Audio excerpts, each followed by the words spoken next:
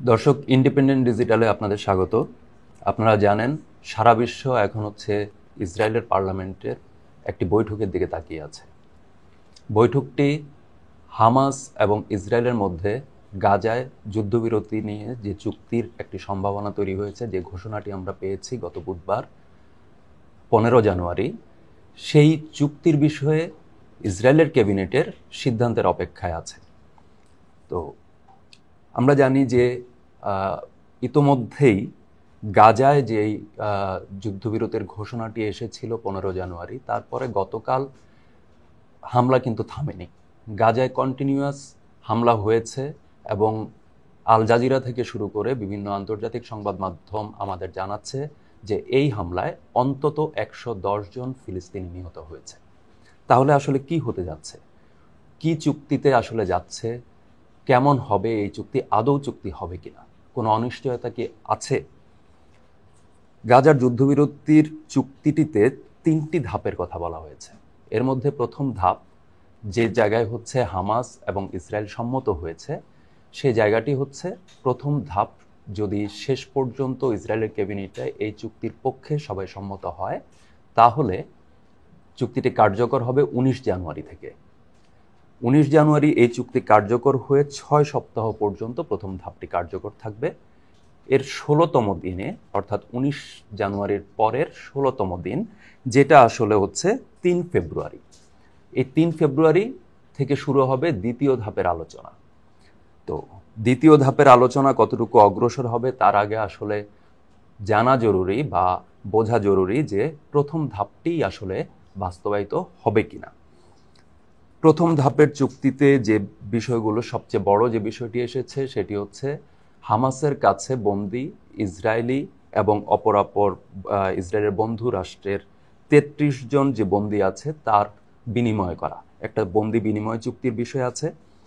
Israel প্রতিশ্রুতি দিয়েছে যে 33 ইসরায়েলি বন্দীর মুক্তি যদি দেওয়া হয়, তাহলে প্রায় 1000 ফিলিস্তিনি বন্দীকে তারা মুক্ত করবে।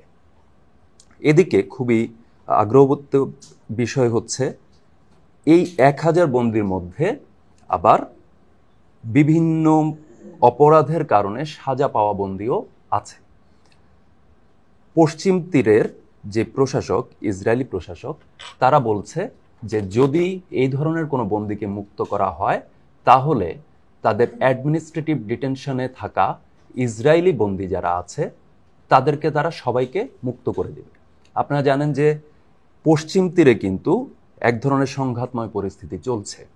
তো এই ধরনের ঘোষণা এই চুক্তিকে কতটুকু আসলে বাস্তবে রূপ দেওয়ার ক্ষেত্রে সহযোগী হতে পারে, সেটা আসলে এক ধরনের চিন্তার বিষয়।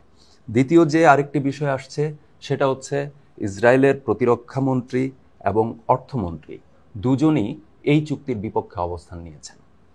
দুজনেরই ভাষ্য যদি নেতানিয়াহু শেষ পর্যন্ত এই চুক্তি থেকে সরে না আসেন, তাহলে তারা সরকার থেকে সরে যাবেন। ইসরায়েলের সরকার থেকে যদি এই দুইজন পদত্যাগ করেন, তাহলে কি হতে পারে?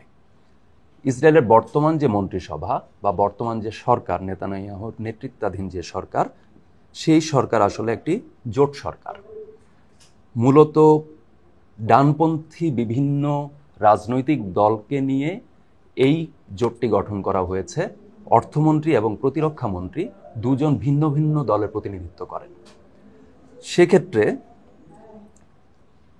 লিকুদ পার্টির নেতৃত্বাধীন নেতানিয়াহুর যে দল, নেতৃত্বাধীন যে সরকার, সেই সরকার আসলে ভেঙে পড়বে যদি এই দুজন বের হয়ে যান তার দল নিয়ে।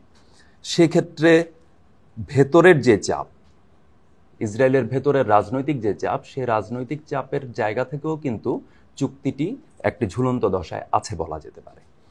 তৃতীয় যে জায়গা, নেতানিয়াহু বলেছেন, আমরা এরই মধ্যে আজকে দুপুর নাগাদই দেখতে পেয়েছি যে নেতানিয়াহুর একটি ভাষ্য এসেছে যে তিনি কোনোভাবেই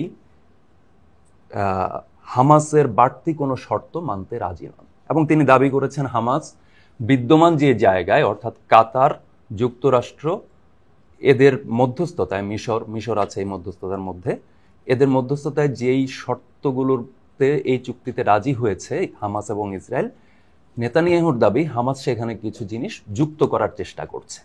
যদিও হামাসের দাবি ইসরায়েল আসলে কিছু যুক্ত করার চেষ্টা করছে।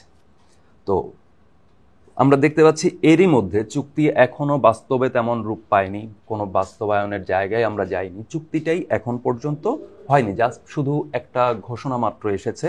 সেই ঘোষণার জায়গাতেই, ঘোষণার পরপরই আমরা দেখতে পাচ্ছি যে এক ধরনের অভিযোগ পাল্টা অভিযোগের বিষয় আসছে।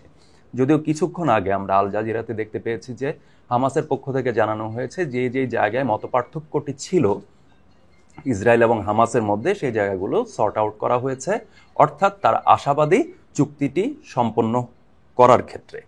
এক্ষেত্রে আমাদের যেই কাছে যে তথ্যগুলো আসছে, জাতিসংঘের জাতিসংঘের সাবেক একজন কর্মকর্তা মার্টিন গ্রিফিথস, তিনি বলছেন তার দৃষ্টিতে ইসরায়েল হয়তো এই চুক্তি থেকে প্রথম ধাপের কোনো এক পর্যায়েই এই ধরনের কোনো একটি অভিযোগ হামাসের বিরুদ্ধে তুলে সরে যাওয়ার চেষ্টা করবে। এখন কথা হচ্ছে কেন করবে। আমরা জানি যে 20 জানুয়ারি হচ্ছে অভিষেক নিতে যাচ্ছেন ডোনাল্ড ট্রাম্প প্রেসিডেন্ট হিসেবে, বর্তমান প্রেসিডেন্ট জো বাইডেন আছেন। দুজনের একেবারে সমঝোতা এবং নিজেরা আলোচনা করে দুজনেই খুবই জোর দিয়ে এই যুদ্ধবিরতিটি করতে চাচ্ছেন।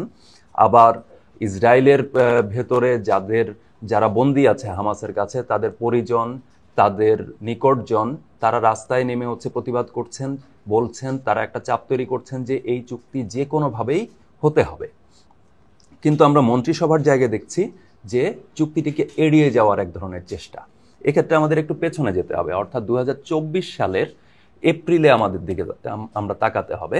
সেখানে ইসরায়েলের বর্তমান যে বিরোধী দল, তার নেতা বলছেন যে দ্রুততম সময়ে একটি নির্বাচন দিয়ে নেতানিয়াহুকে সরে যেতে হবে। এবং এইটা তিনি কোন সময় বলছেন? যখন হচ্ছে ইসরায়েলের রাস্তায় নেতানিয়াহুর পদত্যাগ এবং তার সরকারের পতন চেয়ে, নতুন নির্বাচন চেয়ে একটা আন্দোলন হচ্ছিল। অর্থাৎ ইসরায়েলের ভেতরেও এই ধরনের নেতানিয়াহুর যেই নেতৃত্ব, তার বিরুদ্ধে এক ধরনের দ্বিধা আছে, এক ধরনের বিরোধ আছে। তো সেই বিরোধ মোকাবেলার জায়গায় নেতানিয়াহু কি পজিশন নিয়েছিলেন?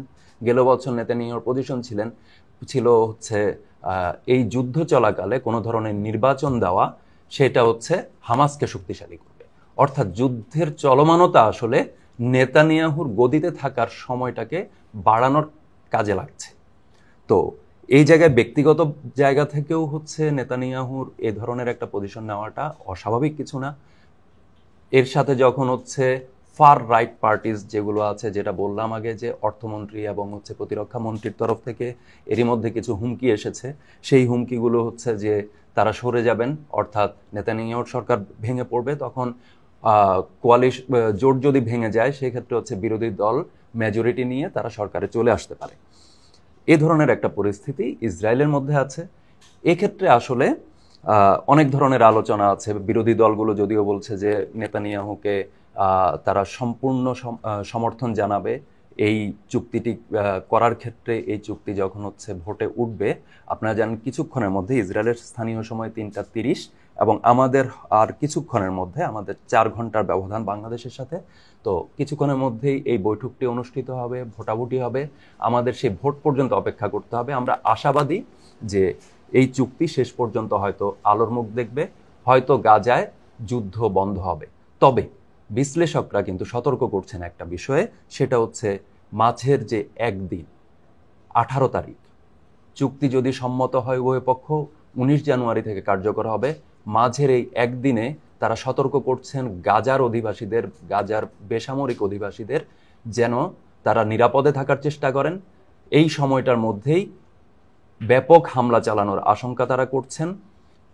এবং সবচেয়ে আতঙ্কের যে বিষয়, সেটা হচ্ছে ইসরায়েল কিন্তু গতকাল অর্থাৎ বৃহস্পতিবার যেসব জায়গায় হামলা করেছিল, সেসব জায়গা হচ্ছে বেসামরিকরা পালিয়ে জীবন বাঁচাতে যেসব জায়গায় গিয়ে আশ্রয় নিয়েছিল, সেই আশ্রয় শিবিরগুলোকে লক্ষ্য করে। অর্থাৎ এই 18 জানুয়ারি আসলে গাজার কোনো অংশই আসলে নিরাপদ থাকছে না। সুতরাং আমরা 18 তারিখের দিকে যেমন তাকিয়ে থাকবো, এই বৈঠকের দিকে যেমন তাকিয়ে থাকবো, তেমনি 19 জানুয়ারি আসলে কি হতে যাচ্ছে। ইসরায়েলের দাবি সকল বন্দীকে একসাথে মুক্তি দিতে হবে। 33 জন যে বন্দী আছে ইসরায়েলের, সেই বন্দীদের মুক্তির পরেই তারা সিদ্ধান্ত নেবে যে তারা আসলে কতটুকু পর্যন্ত কার্যকর করতে যাচ্ছে। ধন্যবাদ দর্শক, আজ এ পর্যন্ত।